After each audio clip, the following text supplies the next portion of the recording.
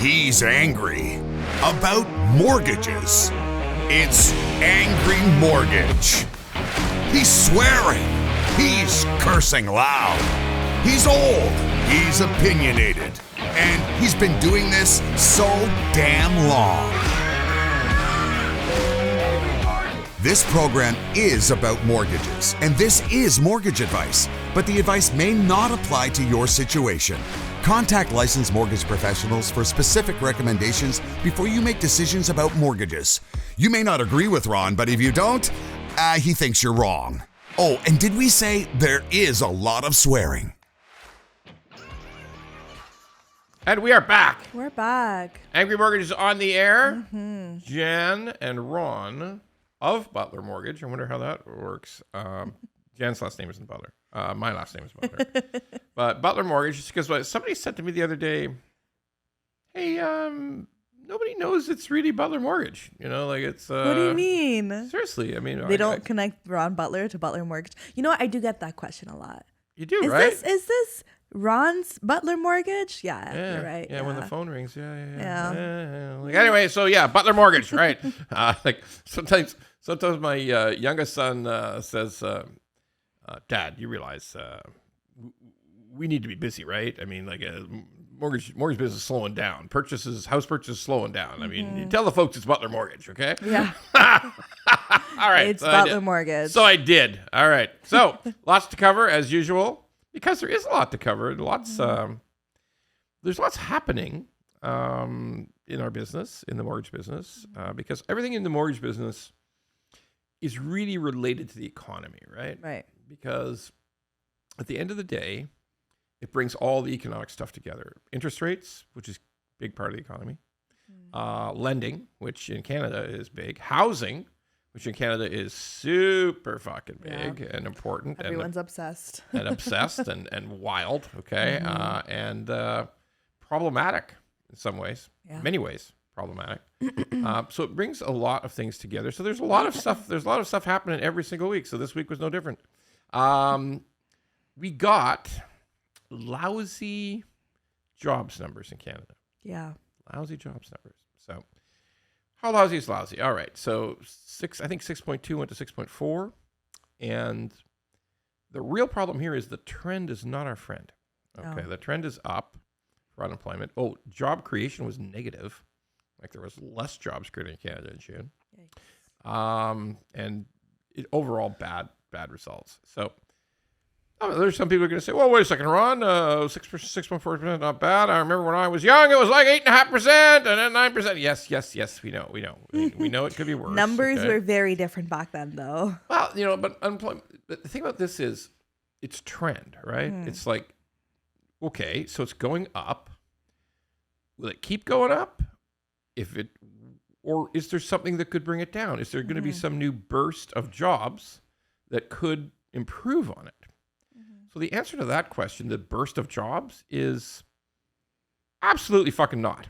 Okay, that is not going to happen. Okay, there's too many people. People want to work. People need to work, and they will work any job they can get their hands on. Yeah, I was reading a whole bunch of that interesting reports on that. Like apparently now that everybody in high school is out of school, finally they start to look into getting part-time jobs for summer jobs. And everybody's saying, "Fuck no, we don't. No, we don't need you this summer. Why not? You always need the guys at summer holidays. You need people.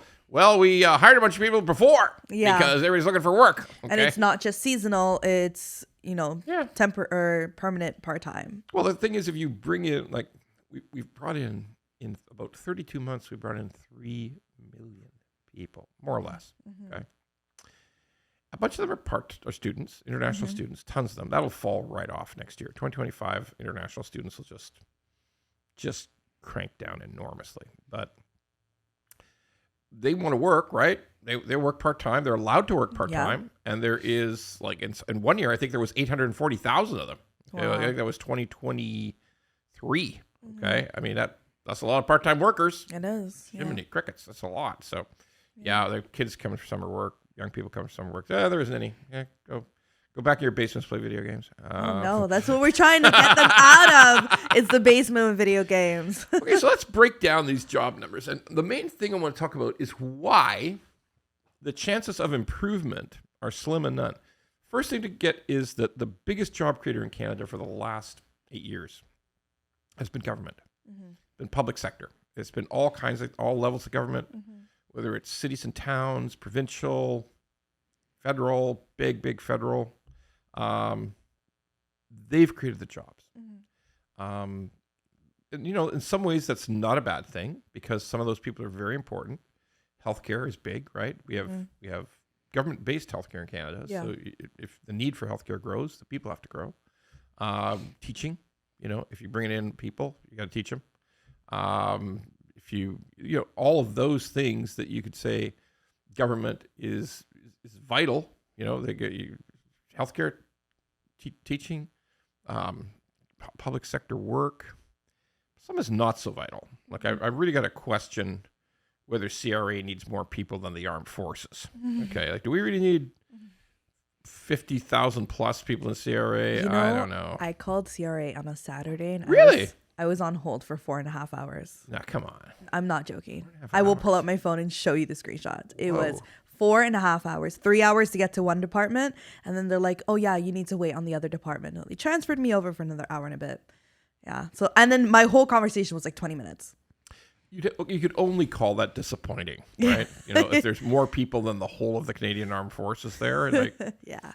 The whole time. I called Saturday because it's convenient for me. Like many people who work office jobs. You know why you did? Call on Saturday? Because you knew it would be 3 hours. And then it was 4.5. Yeah. Yeah. I mean, to be fair, they warned me when I called. They're like, your wait time is 3 hours. I was like, oh, okay. Would you like to hang up now? Are you sure you don't want to hang up? Come on now. And then every 15 minutes, would you like to hang up? Would you like to send us a text or an email? It was a little ad every 15 minutes for sure. An ad for the glories of CRA. Okay, yeah. Wow, that's wonderful. Sweet Jesus. All right, so why? So government's been the major thrust in increased employment. What's going on in the private sector? Well, for the last few years, there's been some definitely solid sectors in the Canadian economy. For instance, financials. Up until 18 months ago, 20 months ago, financials grew in Canada. We have a very successful financial sector in Canada, banking and insurance. We actually export that. We actually bring money in from other countries. Okay, in other words, profits flow from other countries into Canada from us in banks and insurance, pushing ourselves out into those areas. Historically, we've been good at those two things, banking and insurance, and we have reaped the benefits of that. But for the last 18 months, everybody in the bank, the banks figure everything out first. Why? Because they see the shit first. They see the changes in people's financial behavior. Very, as much as we like to be mad at our bank, like, hey, I think you overcharged me on this. Look at that. Okay. We don't think we overcharged you, but we have a love-hate relationship with banks. Like we love our banks because we feel they're safe and everything. And then when the bank does something we don't like, we get mad as hell. But the truth is, Canadian banking sector, very healthy, operates in other countries, profits flow back to Canada, and it's a beneficial sector. But they also see how things are not going to go so well. They're the first people to say, oh, look over here. Look at these arrears are up. Like they can see that so quickly. Yeah. One thing they're good at, analysis and reporting and analysis. They're very good at it. Don't ever think they aren't. They're damn good at it. So our banking sector, our financial services sector, has been shedding jobs for about 18 months now. They've just been letting people go. Because let's face it, there's less mortgages because there's less house purchases. Yeah. 28-year low in house purchases in June. 28-year low. Yikes, that's huge. It's a bad number. Okay. Yeah. So, like really slow. Like we may eventually do a whole episode on the utter fuckery in the Toronto condo sector right now. I mean, it is like fuckery on steroids. Okay. Yeah. I read a couple of quotes about it, like, yeah, it's dead as a doorknob. Yeah, like no, it's gone. There's nothing left. I'm not even making this up. This is what other people are saying, and some of them are in the condo business. So anyway, but we're not going to do that this show. So what are the other sectors? So other big sector in any economy is retail, right? Retail employs a lot of people. Yeah. Right? Oh yeah. Because retail isn't just the stores; it's the people in the warehouses. Exactly. Like, it's all the people at Amazon are considered to be retail, right? That's everybody who works there is in retail. And although Amazon's doing fine, it's slowing down from what it was, right? There's not building as many warehouses. They're not hiring as many people.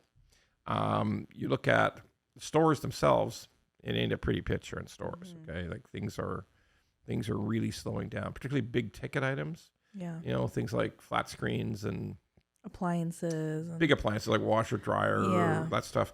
Because if you don't have any house purchases and you have slowing new construction house purchases, you don't need any of that stuff. Like, let's face it, when you buy a house and you get it and you're ready to get in the house, you want the old crappy appliances the old people left? Most of the time you buy new ones. Yeah, exactly. So that's, if you have the worst house purchase month, then it's going to be bad. Yeah. Even car sales are slowing down, apparently. In many regions, they're slowing down significantly. So that's bad sector, retail. But possibly and transport, like trucking is way down. And of course, it didn't help that the third biggest trucking company in Ontario went receivership. That ain't good. That was a couple of months ago. And I talked to people in the trucking industry. They said, "Oh man, you haven't seen that's going to be receivership no one comes out of because it's like bad. It's bad." So, okay, those sectors are down. Possibly the biggest impact we're going to see on employment is going to be construction. Construction is going to go way down, but construction was way up for 12 years, right? Right. Construction kept on going right through COVID. Yeah, they never stopped. They never stopped. You would have thought that with the empty roads, they would have finished. But no, come on now. Yeah, no shade, but no shade. I get your point. But like construction never stopped during COVID. It was one of the, it was crazy. The sectors that were excluded, like it was almost all of construction was excluded. Mortgage brokerage was excluded because we were within the financials, right? Like banks were open, right? Yeah. And dry cleaners. Like dry cleaners were open during COVID. Try to figure that one out for fuck's sake. Essential. Okay? Yeah, very essential. Dry cleaning. All right. So that, which was one of the strongest sectors in Canada, particularly Ontario and British Columbia, construction, is just slowing down. Like people drive around and say, "Oh, look at the cranes in the air." They're not moving though. Well, they are, but there's new. Once those come down, once those buildings are finished, there ain't no new ones. Okay, so that's what I hear. I hear it consistently. I hear it in all the comments I see in social media. I hear a consistent description of complete slowdown in new construction and all types. Like obviously, residential's the biggest, but I'm hearing about again. Amazon has decided they don't need to open 1 million new warehouses right now. Well, they had that huge flux. Was it like right after COVID? Yeah. They just went crazy. Like they built like one after another in Brampton. 100%. Yeah. And they're huge, right? They're absolutely huge. Yeah. So they've slowed right down, and office building is dead. Like it is so dead. Nobody's building any offices at all. Okay? Yeah.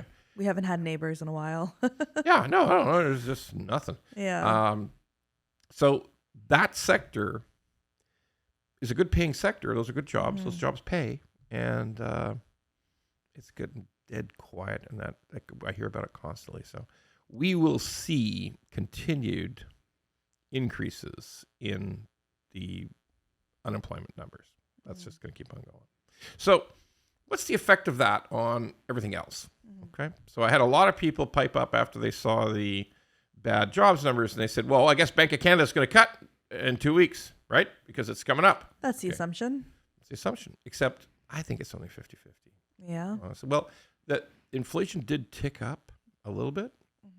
And sometimes I think that people like at the Bank of Canada, bankers never want to look panicked, right? They never want to look scared. Nobody, because they want to be nonchalant and just... Yeah, they want to seem like everything's under control. Okay, because let's face it, if you ever saw the CEO of a bank look like he was a crazy slavering panic, like, oh shit, things are going bad. I mean, you wouldn't. Oh wow, I get my money the fuck out of there. I would put all my cash in my mattress. Jesus Christ. So bankers by nature never want to show they sweat. Right. Okay, so I'm 50-50.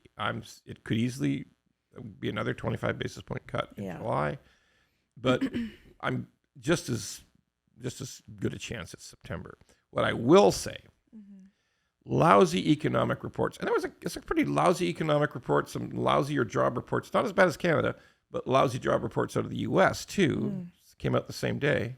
Yeah, I think this is what I know. I know we'll have another 2 cuts this year in Canada. And I think we'll see cuts in the United States either in December or January.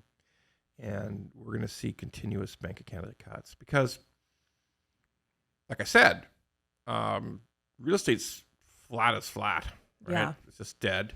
So what's going to get it going again? A lot of people said, well, wait a second. Didn't we had a cut, Bank of Canada cut. Shouldn't that have gotten everybody excited? No excitement at all. I honestly think you need a full 1%. You need a full 1% before anybody's going to jump up and say, okay, I'm feeling good about this. Significant movement, yeah. Serious movement. That's correct. Yeah. So that's the way I see it now. But sure as shit, nothing's happening. So will there be a cut in July? 50-50. Definitely 2 more cuts this year. So will Tiffy be making that announcement?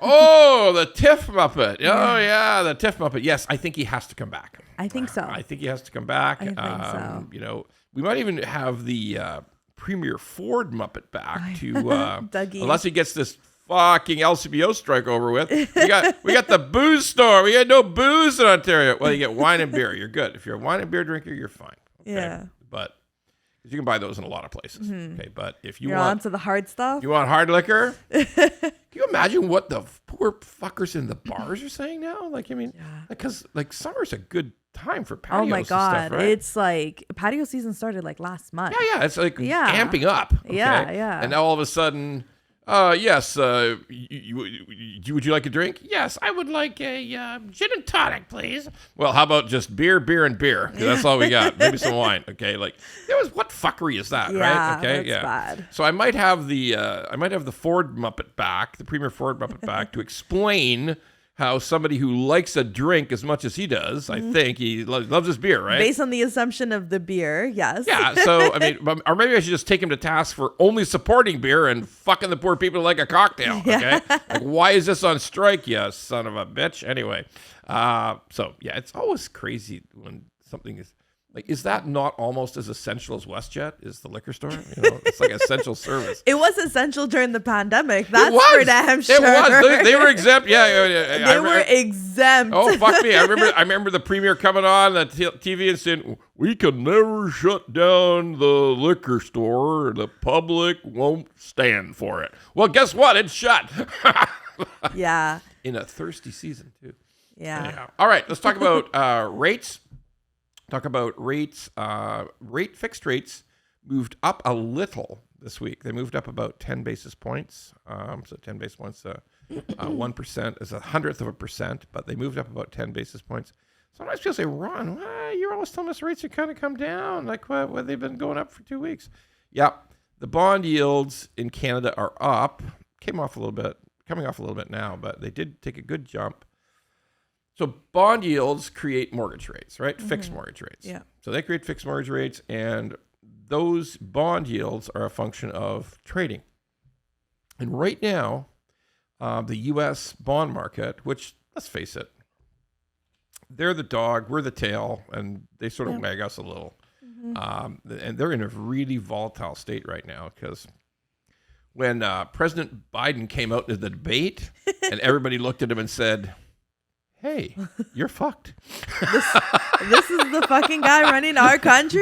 Well, we're going to let, like, it's just like my granddad when, like, he used to leave his teeth out. Okay, you know, like, what's going on here? Like, I mean, one sentence where nobody understood the last thing he said. No kidding, nobody understood. Like, even that dipshit Trump said, I don't know what he said. It was bad, right? It was bad, yeah. It was really, really bad. Look, okay. He's really out of it. First of all, look, we should all appreciate that he's 82. And I don't know what the fuck I'm going to be like at 82.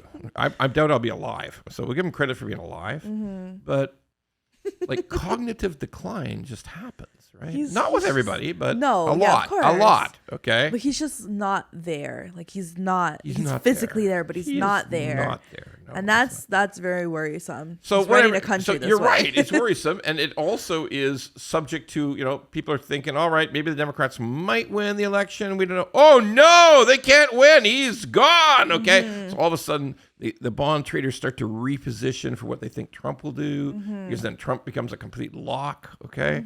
And then they hear the rumor. No, wait. He's going to quit. Biden's going to quit because he doesn't know whether he's eating oatmeal or toast. Okay, so so he's going to quit, and then the bonds move again, and then no, Jill Biden, she runs the country now, and that's the Biden's wife. She runs the whole country now because she just pats him on the head and tells him what to do, and it's so crazy. Anyway, so.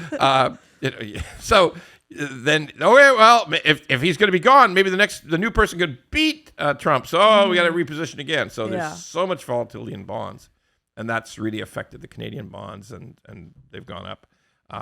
If it was just Canada working off its own economic numbers, rates would keep going down. But it's a big marketplace, so we've seen rates go up. Also, one aspect of it that we've noticed so much is that banks are fighting like sons of bitches for business. Okay, like tooth and nail. That's right. I mean, it's gone now. The rate's gone now, but we saw 4.79 3-year fixed at a CIBC for about 10 straight days. Like, that's aggressive. That's really low rate. Yeah. We couldn't get that rate. It's gone up. It's back up now. But wow. That's a fight. Believe me, based on the Canadian bond yields, 4.79 makes no fucking sense. Well, they're fighting at all ends, because even the customer service reps are pushing to sell credit cards because they have quotas to meet. You mean when you go into the bank? Yeah. I saw this, I think it was a journalist, I forget what news station. They basically went undercover, and they were seeing how banks, customer service reps, or as I like to call them, tellers. You're the only one your age who calls them tellers. Tellers like an old thing to call them. That's my generation called them tellers. I think because my dad's your age, so he calls them tellers. He calls them tellers. Right, I got you. They were basically pushing the journalists to apply for a credit card, even though the rates are mad high, but they have quotas to meet as sales. Yeah. They're basically sales rep. Yeah. So they're really desperate. You're not wrong. They are. The banks are in the business of getting credit applications. They don't approve all of them, but and let's face it, those interest rates on credit cards are super high. Banks make money on it, but sometimes what pisses me off about banks is don't pitch every single person on a HELOC on your home. If it's not necessary, then don't get me wrong, the consumer likes it too. I'm not pretending that borrowers don't like HELOCs. They do, but maybe really we like them for the wrong reasons. Okay, so that's probably a whole other show, but I mean it's a big question. So fixed rates are up slightly. I think they'll stay up next week. But I think by the time the bad news about employment starts to really settle in, again, it's a reason for the Bank of Canada to drop. And once, whether it's July or September, once there's great clarity about the Bank of Canada going downwards in a steady fashion, inevitably all rates come down. I mean, that's just the way it is. So. All right, we got our viewer and listener mail.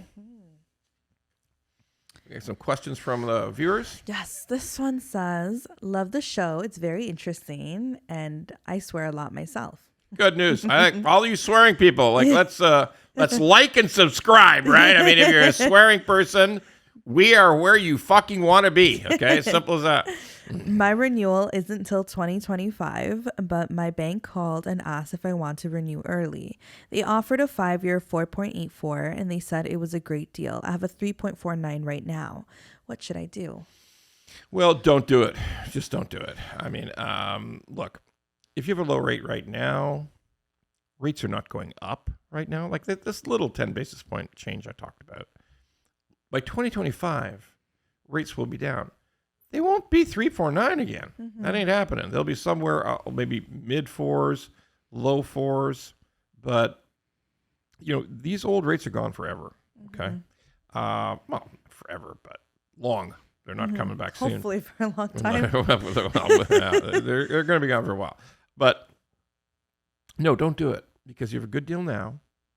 And you'll notice that bank was also doing a calculation of the fact that they were taking you out of a low rate, putting you into a big rate, and they still didn't give you enough of a discount. In my opinion, that offer should have been at least 4.674, 4.69. I mean, that still allows you. The bank still did well on that offer, even though it doesn't sound too bad. Okay, Yeah. so yeah, don't do it when rates are going straight up. You might think about it, but when rates are definitely going to come down, everybody out there says, "How do you know, you fat fuck?" But yes, I have a pretty good idea. I'm right. It's a pretty good analysis. So it's pretty good analysis. So don't do it. Just don't do it. This one says, I had a home line of credit with RBC as well as my mortgage. It had a limit of $150,000 and I had used about $22,000 of it. A month ago, I looked and the limit was gone and it had turned into just the $22,000. I can't get a straight answer other than banking decision. What do you think?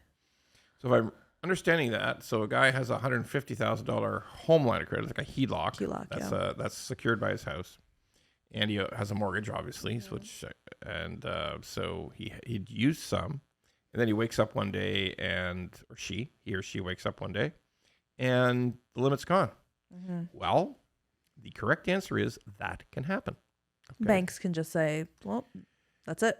So it's about the contract itself. So a mortgage, which is a very old law, mortgage law is very, very old, okay? Very old and very established. So a mortgage is called a bilateral contract. Both parties have rights. Okay, so the main consideration on a mortgage contract is for the term of the mortgage, whether it's 3 years, 4 years, 5 years, whatever, that if you make the payments, you keep the rate. That's it. There's no ifs, no ands, no buts. It's a 1,000% locked in agreement. Now you can't tear the house down. You got to keep your insurance up. You got to keep your property taxes paid. But if you just do those things that are in the contract, they can never come to you and say, we need our money back. They could theoretically do that at maturity, but during the time of the mortgage, they cannot. No bank can say, give us our money back on a mortgage. It's impossible, okay? As long as you make the payments, you have that contractual right. Now, a line of credit, whether it's personal or secured against the house, is called a demand loan. That's a demand loan. So if you read the paperwork on it, read the contract, it says, hey, yeah, we may do anything the fuck we want with this. Okay, like we can cancel it. You got to pay us the $22,000 back. We can remove the limit. We can do whatever we can change the interest rate. We can do whatever the fuck we please. Okay, so that's a HELOC, home equity line of credit, is a unilateral contract. It's all in the bank's favor and not in your favor. Okay, so they can even change the payment structure if they want. They can do literally anything with a HELOC. So they could look at something. Now, people might say, well, why? Why would they do that? Why would they take away my 150 limit? Who knows? They can sometimes they just do random soft pulls on credit bureaus and say, okay, as a bank, like the whole bank, like everybody with a HELOC, they'd say, let's just look. If anybody's gone below 660 credit score, FICO score, just shut their limits down. Like just arbitrary decisions like that. Or let's say, and I'm not saying this happened to this person that asked us the question, but let's just say you miss one mortgage payment or you're late on one of the minimum monthly HELOC payments. Boom! They'll just take the limit away, just like that. Okay?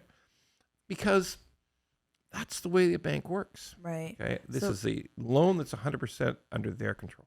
So they basically do it as like a security to themselves because they're seeing that, for example, not this person, but in a scenario where this person may have a low credit score and then they miss a payment. They can't be trusted. Let's take it away. Or any one of those. You could have a high credit score. He or she could have a high credit score and miss a payment. Okay. It could be, it's literally any reason. Because what happens at banks is banks make blanket decisions. Banks, they're big. They're big fucking, Canada, they're big fucking companies. Yeah. Okay. Yeah. So they can't just say to their branch managers, hey, go watch out for if this happens. No, they don't do that. They just go into their whole system, their entire, and again, they're good at data. Okay. Yeah. So they say, okay, here's what our thought is. Anybody who's fallen below 660, let's take their limit away. Whoever meets all those criteria, let's take the limit Or just away. one. Okay. Oh, okay. Or anybody, they could just say one day, everybody who's below 660, remove their limit. Okay. Okay. Or they could say everybody who has missed one payment, remove their limit. Tons of things. Okay. So it could just be that decision the bank has made. Now you might say, wait a second, Ron. I mean, would the bank risk pissing all these people off? Well, yes, they would. Okay. And the other consideration is that banks have to manage their risk. There's a whole separate part of a bank that controls risk, right? Like bank managers don't actually decide sweet fuck all now. Like they're just basically to make sure people show up on time. That's all a bank manager does. Okay. You're going to piss off a lot of bank managers. I'm sorry, guys, gals, folks out there. I know you've got serious jobs. I'm not trying to belittle you, but let's face it. Your influence on credit decisions, that's what you call limits and approvals and stuff like that. A bank manager's extent of credit decisions is nothing. It's zero. Out of their control. All credit decisions are made at head office. That's it. They're made by a combination of computers, professional underwriters, risk managers. But risk management in a bank is a completely separate group. They are actually kept separate. Like there's a chief financial officer, there's a chief financial executive officer, and there's also always a chief risk officer. So that's how high it goes. It's somebody who is right at the very top of the bank. Okay? Yeah. And that's a separate business, a separate whole business category is running risk. So if they decide it's time to get rid of the 660 beacon scores, FICO scores, they're gone. That's it. I mean, it's not like they called a loan. They didn't call a loan. They just took your ability to borrow more money away, which is not that big a deal if you think about it. I mean, like, you might not like it. I don't think anybody likes it. Okay. It's a kind of, hey, what do you say? You say you don't trust me? It's a banking decision. They'll never give you an answer, okay? But they will do it. That's how it works. So that's the answer. Any bank can do that. And that's why we say the mortgage contract is the best contract because the mortgage contract works for both parties. That's why it's the best deal. Okay. So those are the answers there. So we've talked about mortgage default before, right? We have, yeah. Okay. So mortgage default is people who haven't paid their mortgage, people who stopped paying or didn't pay or missed a payment, but they have to be missing for 90 days. Yeah, I was going to ask if there's like a time length, so 3 months basically. Because like just missing one payment and then catching up 2 days later, that's not really a serious thing. Okay, that could just be who the fuck knows. Okay, they got paid on the day, 2 days later, whatever. Changed bank accounts. Who knows? Okay? That shit happens. Okay, that shit happens all the time. But it's not serious. Like if you, it just means the money didn't come out of that account properly, but you had lots of money somewhere else and you immediately made it up. Yeah. Okay. So nobody cares about the one missed payment. Nobody cares.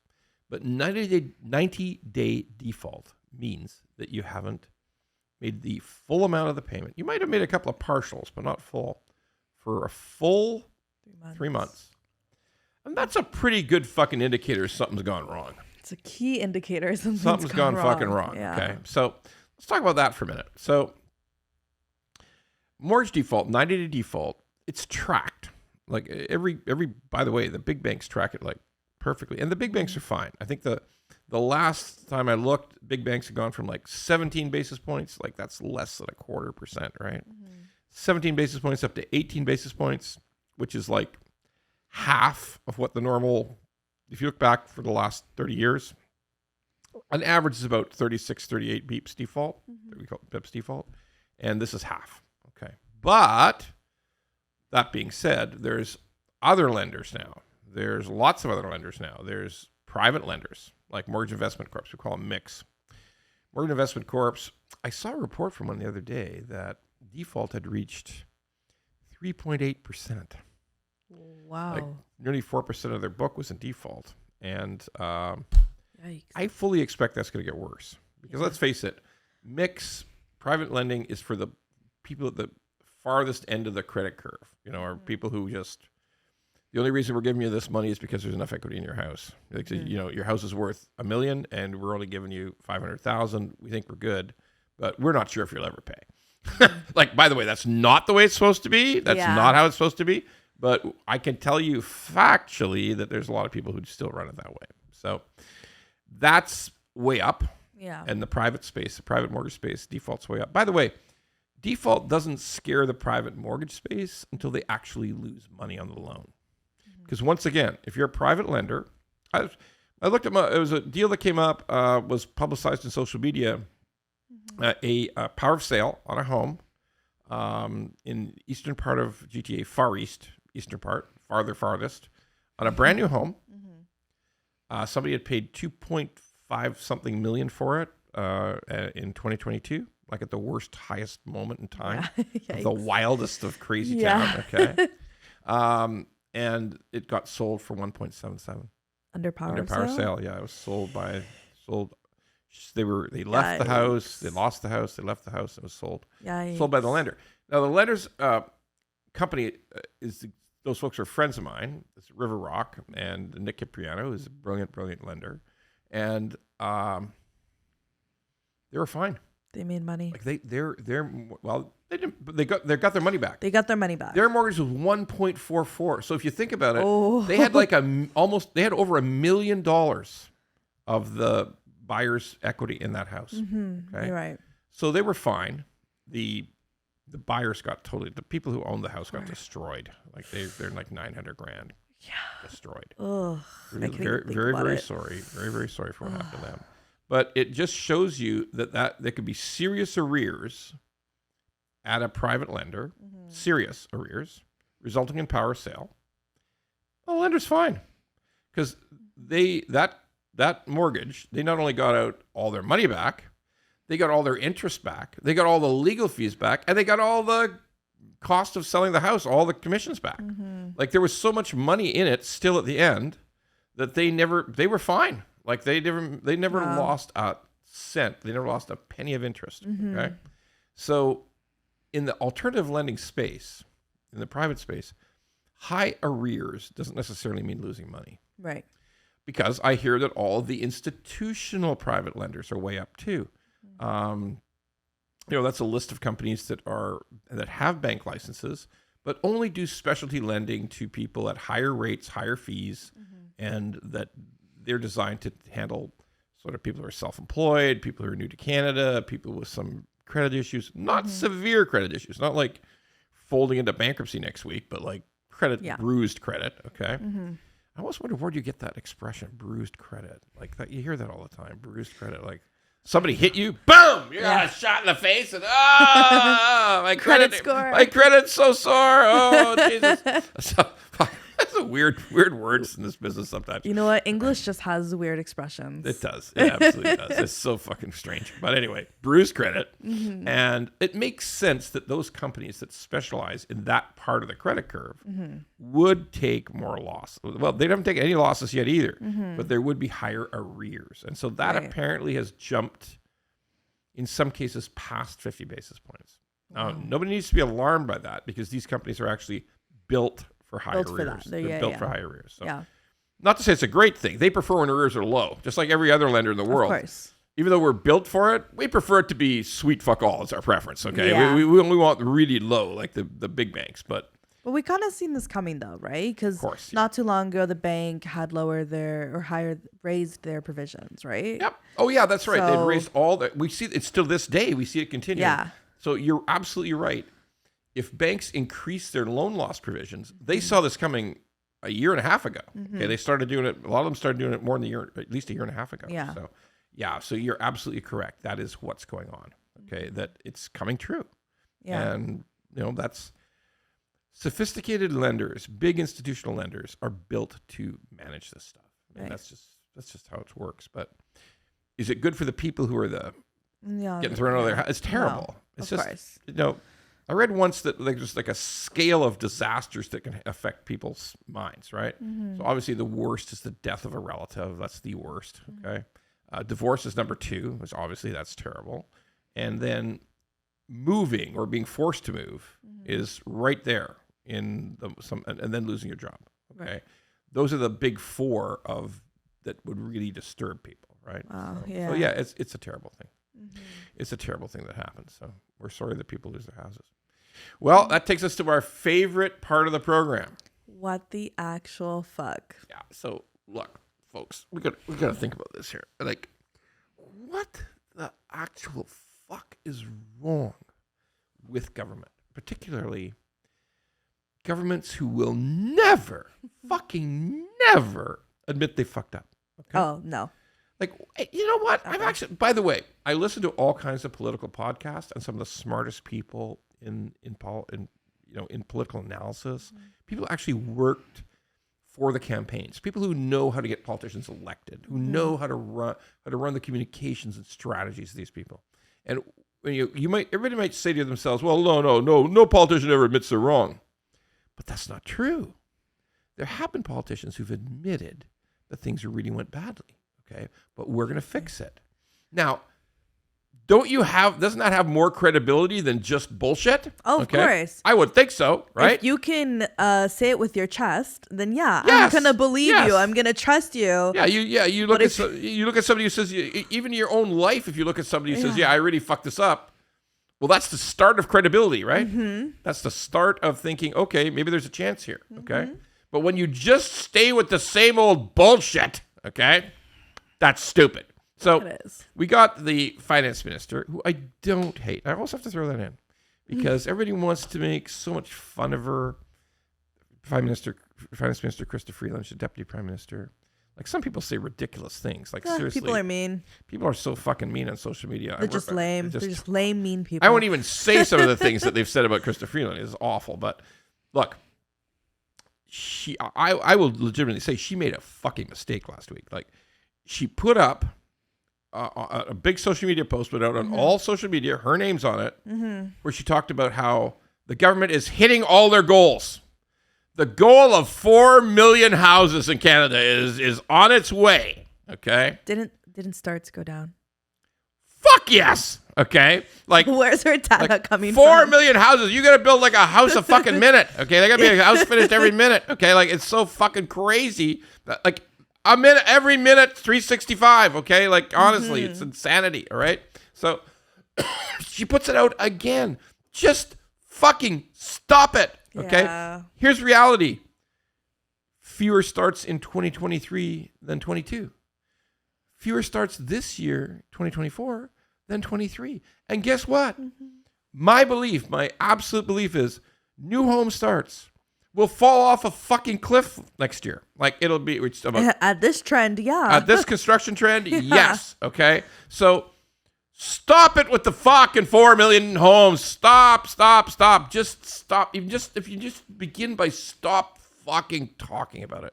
Just remove it. Just give us a realistic goal. Or just shut up, okay? Just don't say it anymore. Just take it off all of the fucking campaign materials. Take it off all the communications. Just say that. Like, put it out from the PMO, the Prime Minister's office. Put it out. Stop talking about the 4 million fucking homes. Just like we shut the fuck up about the billions of trees, okay? They shut the fuck up about that at least, because that was all bullshit, okay? So stop talking about the homes. We know it's a lie. It's just a lie. It's a fucking lie. We all know. Everyone knows. Like, everyone fucking knows, okay? So you don't have to go to the apology stage quite yet. No. Okay? You will probably need to soon. Maybe we okay? just start with dropping it. Just stop. Absolutely. So that's my message. Finance Minister Friedland, shut the fuck up about the 4 million homes. Stop it. Stop it. All right. We'll see you next week. See ya.